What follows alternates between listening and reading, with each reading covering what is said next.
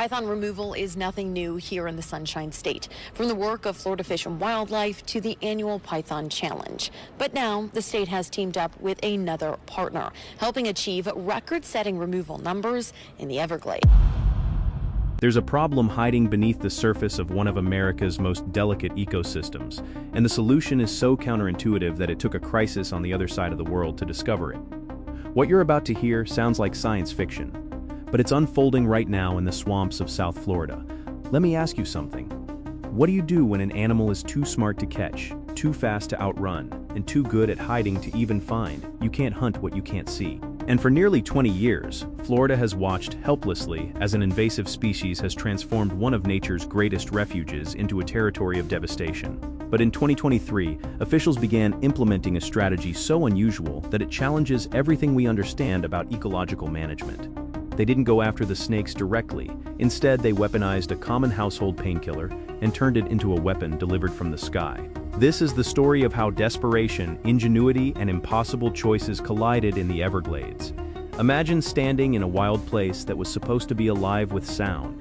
The Everglades is nearly 2 million acres of marshland, one of the world's most biodiverse regions, and yet in certain areas today you'll encounter something almost unnatural: complete silence. Not the quiet of evening, but the absence of life itself. No birds calling, no rustling in the grass, no indication that creatures are moving through the landscape at all. This silence is relatively new, and it arrived with an intruder that slipped into the region almost unnoticed. Burmese pythons weren't native to Florida. They arrived as luxury pets, beautiful, exotic, and expensive. But when they grew too large for their owners to handle, when they became inconvenient and dangerous, some were released into the wild. A few snakes here and there, and nobody imagined what would come next. What happened was catastrophic in ways that few people outside the scientific community truly understand. These snakes are ecological demolition machines.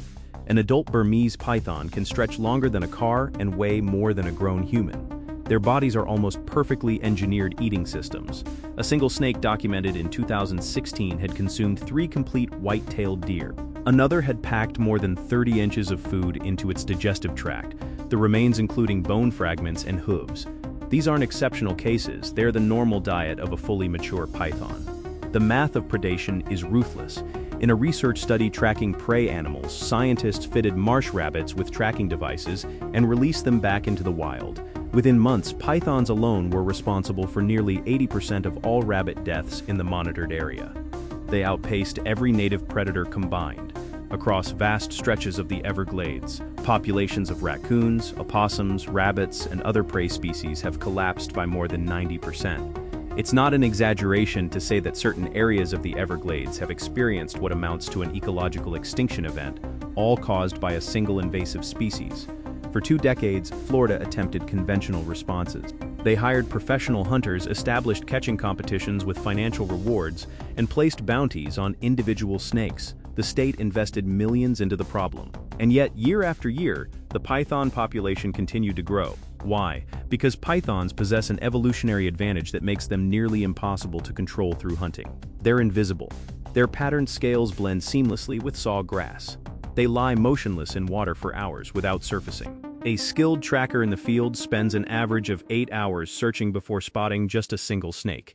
Meanwhile, a female python can lay up to 100 eggs in a single breeding season.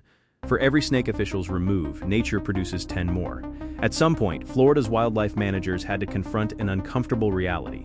Traditional removal methods couldn't match the reproduction rate. You cannot eliminate what you cannot find. This acceptance of defeat led to a question that seemed almost absurd. What if they stopped trying to catch the snakes at all? The real breakthrough came from a place most people have never heard of. Guam, a small island in the western Pacific, experienced something far worse than Florida's situation. It was a warning sign nobody had time to heed until it was too late. In the late 1940s, brown tree snakes hitched rides aboard cargo ships headed to Guam. They were small, unremarkable creatures, a few feet long, mildly venomous. Seemingly harmless, nobody issued warnings. The snakes simply arrived and nobody was paying attention. But Guam's birds had never evolved defenses against tree-climbing predators. For millions of years, the island had been a predator-free sanctuary. The native birds built their nests low, lay their eggs in exposed locations, and never developed the instinctive fear of danger from above. They were defenseless against something they never knew to be afraid of. A researcher named Julie Savage arrived on the island in the early 1980s, trying to understand why bird populations were disappearing. Scientists initially blamed pesticide contamination. Then they suspected disease. Savage walked into the forest expecting to hear the symphony of birdsong that should characterize a healthy tropical ecosystem. Instead, she heard emptiness. Looking down at her feet, she found a brown tree snake. Then she understood. Within 40 years, 10 of Guam's 12 native forest bird species were extinct. The island's forests had been silenced. The snakes even climbed utility poles, causing blackouts that cascaded across the island. At their peak, densities reached thousands of snakes per square mile.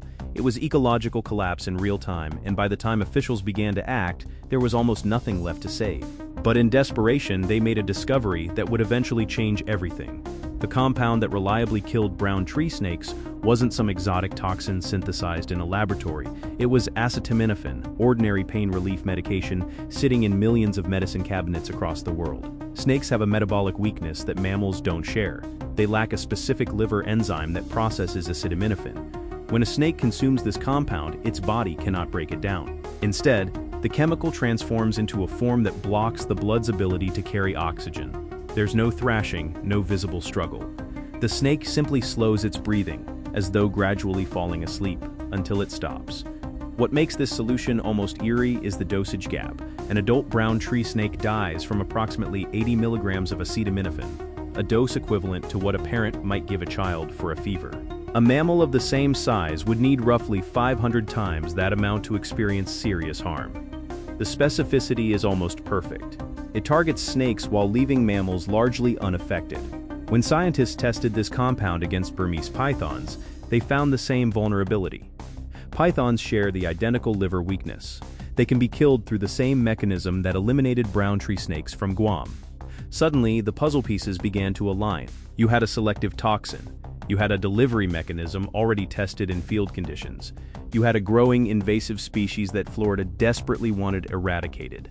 On paper, the solution seemed obvious, but there was a catch, a fundamental challenge that would eventually define the entire debate surrounding this strategy. A full-grown Burmese python, potentially 16 feet long and weighing over 160 pounds, won't eat a dead mouse. It's hunting substantial prey: raccoons, deer, waterfowl. Thousands of poisoned rodents scattered across the Everglades would hang there untouched, bait that nobody wanted. The sneaks everyone feared most would walk past every trap. This seemed to render the entire strategy useless, except for one critical detail that changes everything. Pythons aren't born as apex predators. A hatchling python is roughly the same size as an adult brown tree snake. At that developmental stage, the entire world of predation is different. Juvenile pythons hunt mice and small birds. And unlike their massive, mostly aquatic parents, juveniles are constantly in motion, exploring, climbing through low vegetation. A baby python climbs where an adult only occasionally ventures. If bait hung suspended in the canopy, the young snakes would find it. Scientists tracking juvenile pythons observed behavior that revealed a critical vulnerability. These young snakes are restless explorers, testing anything that fits within their mouths. They climb constantly, investigating branches and vegetation. They're built to hunt small prey in the understory, exactly where poisoned mice could be suspended. Here's where the strategy becomes elegant. You don't need to kill the giants, you only need to stop the pipeline of replacements. If you eliminate most juveniles across a wide enough area, season after season, for roughly a decade, the aging adult population faces a demographic crisis. The old snakes grow older with no offspring to continue the species. Eventually, through pure attrition, the population collapses. No recruitment, no renewal, just slow extinction. The math is favorable when you think about reproduction instead of individual kills, but the logistics are staggering. Treating the entire Everglades wouldn't require thousands of poisoned mice. It would require millions, multiple drops across several months each year. The distribution would be massive, the investment enormous, and the risk inherent in any large-scale ecological intervention would be substantial. Here's where it gets complicated. Florida's Everglades isn't like Guam. Guam had already been devastated into near emptiness. The Everglades remains a living ecosystem teeming with life. The region supports approximately 350 species of birds, 60 types of reptiles, 40 species of mammals, and 50 species of fish. Blanket spraying poison across this landscape isn't like precise surgery. It's more like operating on a patient while they're still breathing, hoping you don't accidentally damage the organs you're trying to save. Non-target casualties wouldn't be theoretical speculation. Australia already learned this lesson through painful experience. For decades, wildlife agencies deployed a poison called sodium fluoroacetate, known as 1080 against invasive predators. The initial theory suggested native animals had evolved resistance that invasive species never developed. Early results seemed triumphant, but ecosystems adapt in unexpected ways. By the early 2000s, some prey species began showing resistance to the poison. The expensive lesson buried in this experience: any large-scale intervention into a complex ecosystem produces consequences beyond what scientists intended or predicted. This brings us to the biggest obstacle, and it doesn't wear scales. It has fur. Florida's wild panther population numbers between approximately 120 and 230 individuals. These are the last wild Florida panthers on the planet. A species that once ranged across the American Southeast now survives only in one corner of Southwest Florida, constrained by highways, development, and, ironically, the Everglades itself.